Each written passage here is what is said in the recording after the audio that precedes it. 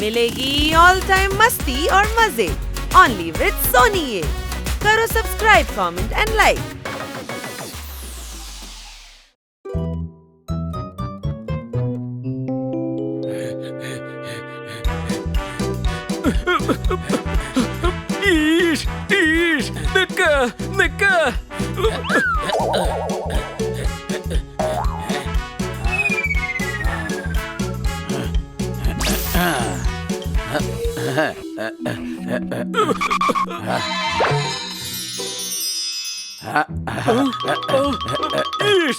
ഇതെവിടെ നിന്നാണ് വന്നത്?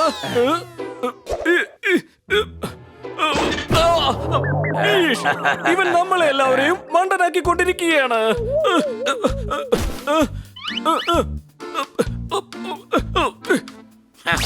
എന്റെ പെയിന്റിങ്ങിന്റെ എഫക്റ്റ് കുറച്ച് സമയത്തേക്ക് മാത്രമേ ഉണ്ടാവൂ എന്നുള്ള കാര്യം ഇവർക്ക് അറിയില്ല എന്ന് തോന്നുന്നു.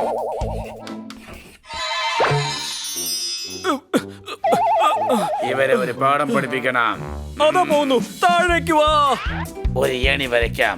ഏണിയാന്ന് വിചാരിച്ച് ഇറങ്ങുമ്പോ താഴെ വീഴുന്ന പരിക്കേൽക്കും.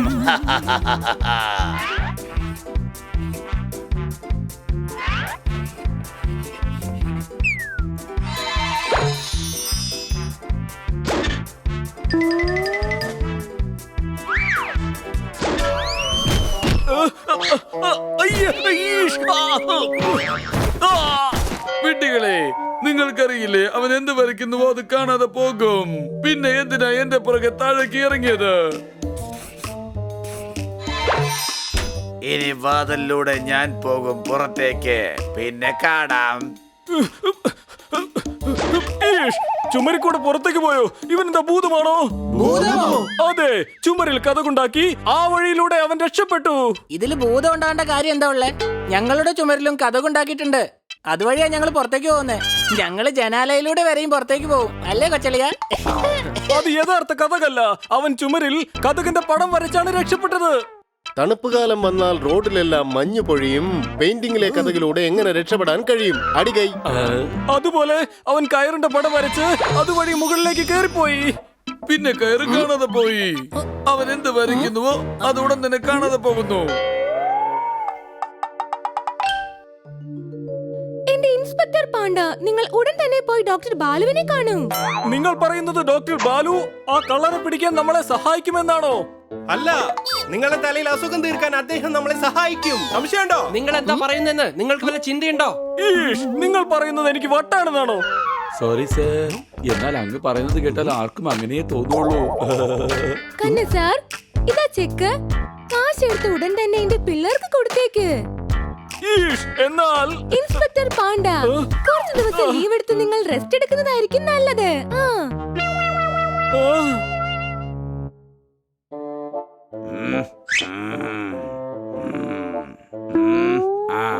മോനെ, ബാങ്ക് മാനേജർ അങ്ങാണോ?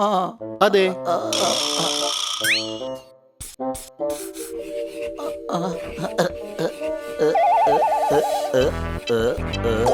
ചന്ദ്രഗ്രഹണത്തിന്റെ അന്ന് ചന്ദ്രൻ എങ്ങനെയാണ് കാണാതെ പോകുന്നത്? നിങ്ങൾ എന്തിനാണ് ഈ ചുവരിങ്ങനെ നശിപ്പിക്കുന്നത്? അടികൈ.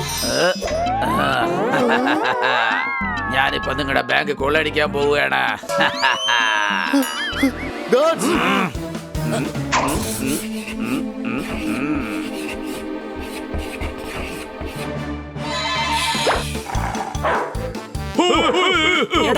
ഇൻസ്പെക്ടർ പാണ്ഡ പറഞ്ഞത് ശരിയാണ്. അപ്പോൾ ഈ കള്ളൻ സത്യത്തിൽ ഉള്ളത് തന്നെയാ. നമ്മളാണ് വിശ്വസിക്കാത്തത്. അപ്പൊ ഇവൻ ഭൂതമാണോ? അല്ല, അവന്റെ കയ്യിൽ മാജിക്കൽ സ്കെച്ച് പെൻ ഉണ്ട്. അതുകൊണ്ട് എന്ത് പടം വരയ്ക്കുന്നോ അത് യഥാർത്ഥമായി തീരും.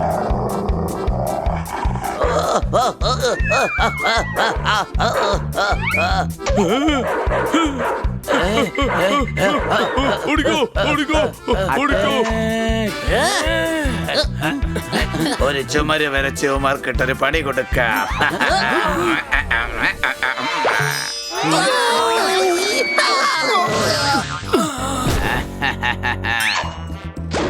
വലിയ ഹീറോ ആവാൻ നോക്കണ്ട മാനേജർ. മര്യാദയ്ക്ക് കാശ് മുഴുവൻ എടുത്ത് വെക്ക. ക്രിക്കറ്റിൽ എന്നും ഇന്ത്യ മാത്രമേ ജയിക്കൂ.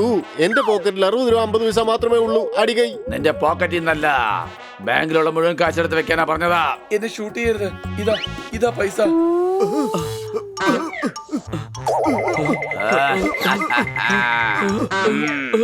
താൻ എന്താണ് ഈ കാണിക്കുന്നത്? എന്തിനാ അത് കൊടുക്കുന്നത്? അല്ലെങ്കിൽ ഇയാൾ ഷൂട്ട് ചെയ്യും സാർ.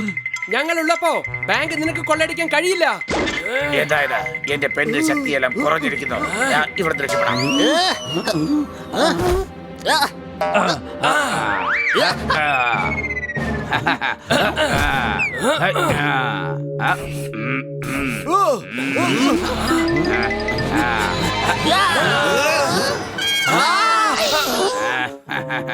ആരും ഇവിടെ നനങ്ങി പോകരുതാ.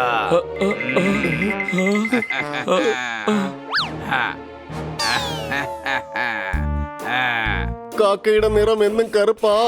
എന്റെ പണി ഇതോടെ പോകുന്നുള്ള കാര്യം ഉറപ്പാ. അടികൈ.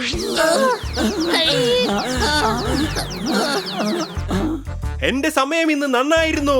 അല്ലെങ്കിൽ ഞാൻ ഇതുപോലെ ഡസ്റ്റ്ബിനകത്തേക്ക് വരേണ്ടി വരുമായിരുന്നു. സംശയമുണ്ടോ? നോക്ക്, അവൻ രക്ഷപ്പെട്ടു പോകുന്നു. ഞാൻ പുറകെ പോകാം. ഇനി നിനക്ക് രക്ഷപ്പെടാൻ കഴിയില്ല. എന്തിനാ നീ വെറുതെ വാചകം അടിക്കുന്നേ? അവരെ നമുക്ക് തടയാൻ കഴിയില്ല. ഇത് വാട്ടർ ഗണ്ണാ. ഇതും ഒരു വലിയ ആയുധം തന്നെയാ. വേഗം വാ. അവൻ ഇവിടെയുണ്ട്. വന്നു നോക്ക.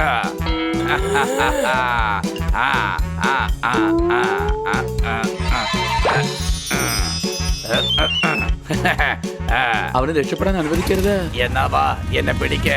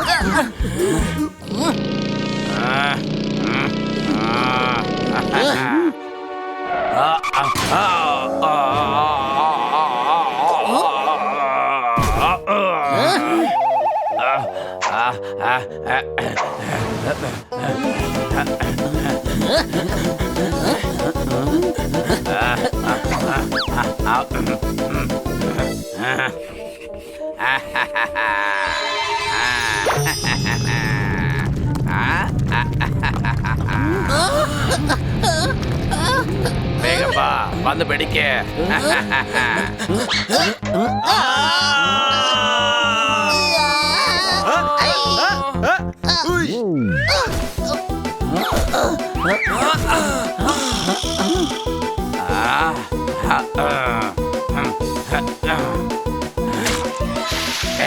ഇതെന്താ വെള്ളം കൊണ്ടപ്പോ മാഞ്ഞു പോയല്ലോ.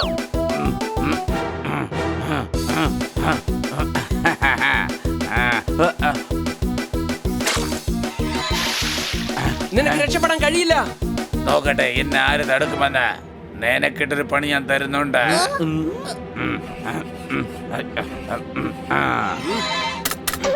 ഇതിൽ വെള്ളം തീർന്നു പോയി.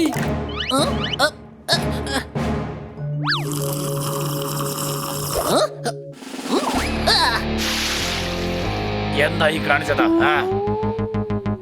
ഈ കലക്കിയുടെ പണി. ഇവന്റെ മുഴുവൻ ശക്തിയും ഇവന്റെ സ്കെച്ച് പെനിലാണുള്ളത്. സംശയമുണ്ടോ? അവന്റെ കയ്യിൽ നിന്ന് പിടിച്ചു വാങ്ങിക്ക.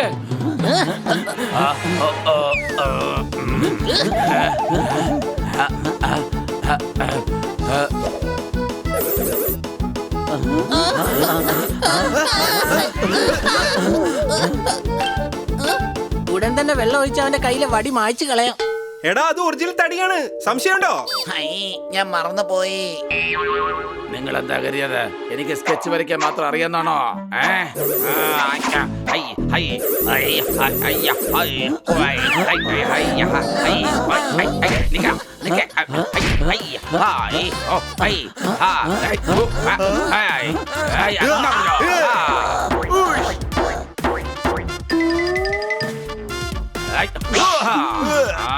ഓ, രക്ഷപ്പെട്ടു.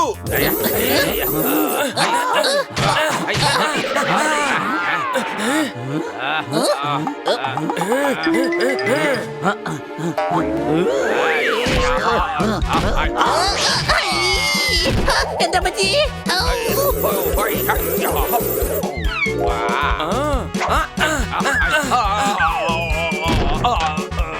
പിടിക്കാവനെ.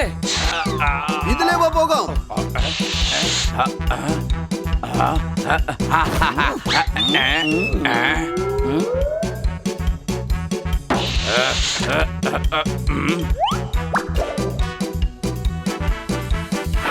അവൻ ദാ രക്ഷപ്പെട്ടു പോകാൻ നോക്കുന്നു.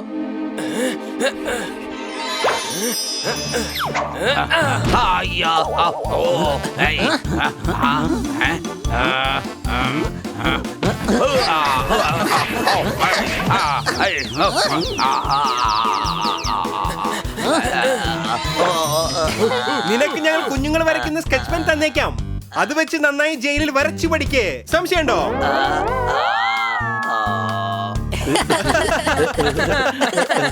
കൊച്ചളിയ, ഇവൻ എന്നെക്കാളും വലിയ കഴുതയാണ്. ഇവന് ബാങ്ക് കൊള്ളടിക്കേണ്ട എന്താ ആവശ്യമുള്ളത്? വീട്ടിലിരുന്ന് സ്കെച്ച് പേന കൊണ്ട് നോട്ട് വരച്ചാ മതിയായിരുന്നല്ലോ. ഇതെന്തുകൊണ്ടാണ് ഞാൻ ആലോചിക്കാതെ പോയത്?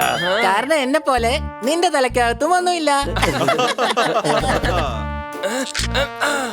ഇനി ഇതൊരിക്കലും ആർക്കും കിട്ടാൻ പാടില്ല.